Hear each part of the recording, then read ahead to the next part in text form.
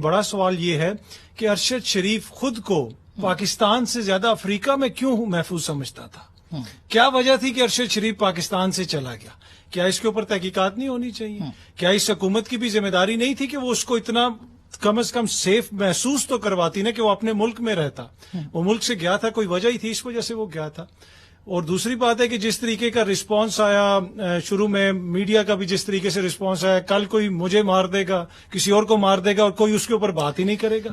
ارشد شریف کو کون دھمکیاں دے رہا تھا، کہ ارشد شریف پہ کون مقدمے کروا رہا تھا؟ یہی حکومت تھی نا۔ اب زبیر صاحب کی حکومت ہے، اس حکومت نے اس سارے دور کے اندر کتنی سپورٹ ارشد شریف کو دی، کتنی دفعہ ان لوگوں نے ان سے رابطہ کر کے کہا ارشد یار کوئی وجہ ہے، آپ کیوں ملک سے گئے بتائیں۔ تو یہ وہ بڑی چیزیں ہیں، پر اب دیکھتے ہیں جو بھی تحقیقات ہوں گی وہ چیزیں سامنے آئیں گی۔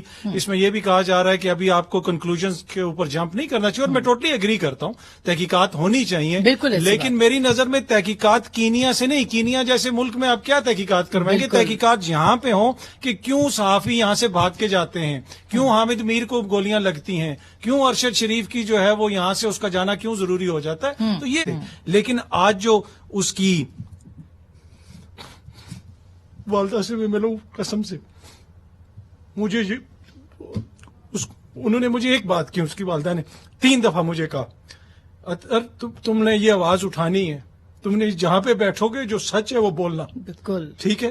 تو کم از کم اس کو تو میں جا کے یہ جواب دے دوں نا کہ ٹھیک ہے ہم پاکستان میں یہ چیز ہمارے ہاتھ میں، ہم یہ کر سکتے ہیں، بالکل ٹھیک ہے۔ اور دوسری بات اس میں ایک اور بھی بات کروں گا، یہ میں اور آسما کوئی الگ الگ ٹیم میں نہیں ہے، ایک ہی ٹیم، ہم صحافی اور ہم سب کو ایک دوسرے کے ساتھ کھڑا ہونا پڑے گا، کسی کے ساتھ نہ انصافی ہو، لیکن نظریات اپنے اپنے ہیں، آپ کا اپنا ہو سکتا ہے، کسی کا اور ہو سکتا ہے، لیکن میں آج اس کے یتیم بچے دیکھ کے آیا ہوں، اس کا بیٹا بھی اتنی ایج کا ہے جتنا بیٹا میرا بیٹا ہے، اور قسم اٹھا کے کہہ رہا ہوں، میرے بیٹے نے مجھے میسج کیا اور وہ اس نے کہا کہ مجھے بہت ڈر لگ رہا ہے، ٹھیک ہے آپ واپس گھر آ جائیں۔